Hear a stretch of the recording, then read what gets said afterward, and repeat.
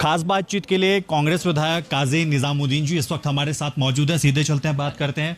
Sir, मैं देख रहा हूं कि आपके हाथ में कैग की रिपोर्ट भी है और आर्थिक सर्वेक्षण की रिपोर्ट भी है, और अभी आपको मैं सुन भी रहा था जिस तरीके से आपने कहा कि अभी आपने पूरी रिपोर्ट पढ़ी भी नहीं, लेकिन आंकड़ों को लेकर के सवाल जो खड़े किए वो विस्तार में बताइए। किन आंकड़ों को लेकर अभी तक आपने सवाल खड़े किए?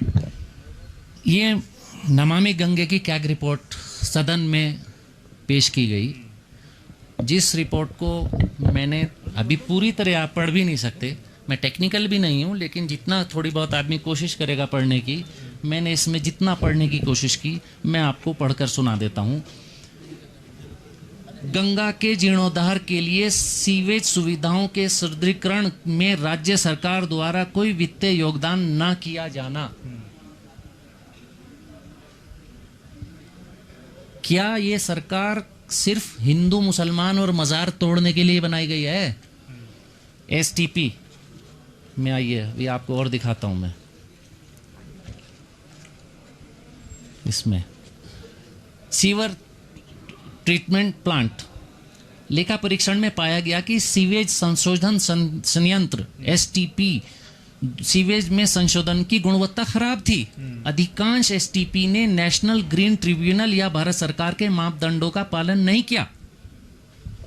लेखा परीक्षण में पूर्ण अवधि के दौरान हरिद्वार में नदी का जल गुणवत्ता लगातार बी श्रेणी की बनी रही। अब इससे तकलीफ की बात और क्या होगी? अब आप आइए आगे। हरिद्वार में नदी की जल गुणवत्ता लगातार बी श्रेणी की बनी हुई है। और आगे आप आइए, और आइए आप आगे। उत्तराखंड पॉल्यूशन कंट्रोल बोर्ड द्वारा एसटीपी के संशोधन प्रवाह का प्रचलन अनुश्रवण, एनजीटी की लगातार अनदेखी यहाँ के एसटीपीज कर रहे हैं। और देखिए आप अभी और तमाशा पढ़िए।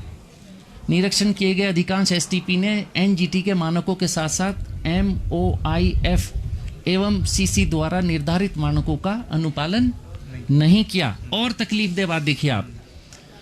उत्तराखंड पॉल्यूशन कंट्रोल बोर्ड परीक्षण विश्वसनीय न होना, मतलब उत्तराखंड पॉल्यूशन कंट्रोल बोर्ड को तो क्या कह रहा है कि इसकी तो लैब ही विश्वसनीय नहीं है, उनको मान्यता ही नहीं है। उत्तराखंड पॉल्यूशन कंट्रोल बोर्ड प्रयोगशालाओं का गैर मान्यता प्राप्त होना। कम से कम इस भारतीय जनता पार्टी की सरकार से मैं उम्मीद करूंगा कि कम से कम गंगा के साथ तो ईमानदारी से आप पेश आइए। कम से कम यहाँ तो दिल से काम कीजिए, इस प्रोजेक्ट में तो पूरा पैसा दीजिए। अगर ये नमामि गंगे जो कि 100% भारत सरकार द्वारा का पैसा है, इसमें भी अगर सरकार पैसा देने से हट रही है, जो कैग रिपोर्ट बोल रही है, तो फिर और आंकड़ों के बारे में तो आर्थिक सर्वेक्षण को लेकर देहरादून में सरकार ने एक प्रेस कॉन्फ्रेंस करके तमाम वो आंकड़े रखे थे। आपने अभी जब रिपोर्ट पढ़ी है तो उसमें कई सवाल खड़े किए। आर्थिक सर्वेक्षण में जब ये ह्यूमन डेवलपमेंट इंडेक्स की बात करते हैं, और ह्यूमन डेवलपमेंट इंडेक्स में जो सबसे पहला मानक है वो शिक्षा है। जब पिछले 10 साल में 9 साल में के कार्यकाल में इन्होंने अगर 1700 से ज़्यादा स्कूल बंद किए हैं, तो कौन से ह्यूमन डेवलपमेंट इंडेक्स की ये बात कर रहे हैं? जब सस्टेनेबल डेवलपमेंट गोल्स की एसडीजी की बात ये करते हैं, तो उसमें एक बहुत बड़ा मानक आता है पर्यावरण।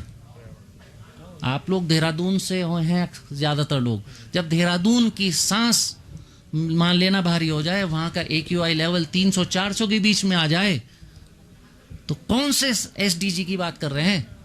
और जब गंगा जल को 20 श्रेणी का ऑडिट बता रहा है, ऑडिटर, मैं कैग की बात कर रहा हूँ, ऑडिटर अगर 20 श्रेणी का बता रहा है, और जब यहाँ पर हमारे पानी को नापने के या जो लैब्स हैं उत्तराखंड पॉल्यूशन कंट्रोल बोर्ड के, वो मानकों के अनुकूल नहीं है, तो फिर मुझे बताइए कौन से सस्टेनेबल डेवलपमेंट गोल की बात हो रही है? ये मेडल कहाँ से लेकर आ रहे हैं ये लोग? मतलब आप ये कहना चाह रहे हैं सरकार ने इन तमाम चीजों को लेकर के जो भी आंकड़े रखे वो पूरी तरीके से गलत और फर्जी है? मैंने उस दिन देहरादून की प्रेस कॉन्फ्रेंस में बताया था कि भारत सरकार के गृह मंत्रालय के एक डेटा, मेरे पास इस वक्त कागज बाय द वे नहीं है, उन्होंने हिंदुस्तान में जो बर्थ के समय जो सेक्स रेशो है वो सबसे कम है। कौन से फिर आप एचडीआई की और एसडीजी की बात कर रहे हैं? तो ये फर्जी आंकड़े लेकर और सिवाय कागजों को यहाँ एक दिखाकर और आंकड़ों की जादूगरी कर कर यहाँ पर पेश किया जाना, मैं नहीं समझता। भारत सरकार फाइनेंस कमीशन जो गठित हुआ है 16वां वित्त आयोग, उससे इनको पैसा कम मिलेगा। जीएसटी का रिइंबर्समेंट बंद हो चुका। जो भारत सरकार कम, उनकी आर्थिक स्थिति उनकी बहुत अच्छी नहीं है, जीएसटी का कलेक्शन उनके पास भी कम पहुंचेगा।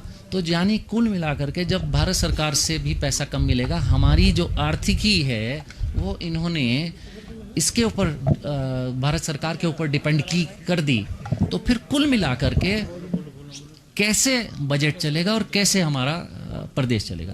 तो बिल्कुल देखिए, साफ तौर पर जिस तरीके से विधायक काजी निजामुद्दीन ने अभी जो नमामि गंगे की जो कैग रिपोर्ट थी उसको पढ़ा, उसमें जो तमाम आंकड़े थे उसको लेकर के सवाल खड़े किए, और आर्थिक सर्वेक्षण को लेकर के देहरादून में जो प्रेस कॉन्फ्रेंस की गई सरकार की ओर से, उसमें जो आंकड़े पेश किए, और आज जब काजी निजामुद्दीन ने भी उनमें जो आंकड़े की बात कही, साफ तौर पर उन्होंने ये बात कही है कि आंकड़े कहीं से कहीं तक मैच नहीं करते, ये बिल्कुल भी सटीक नहीं बैठते। बराड़ी से वीडियो जर्नलिस्ट अफजाल अहमद के साथ मैं अशोक कुमार, रफ्तार मीडिया।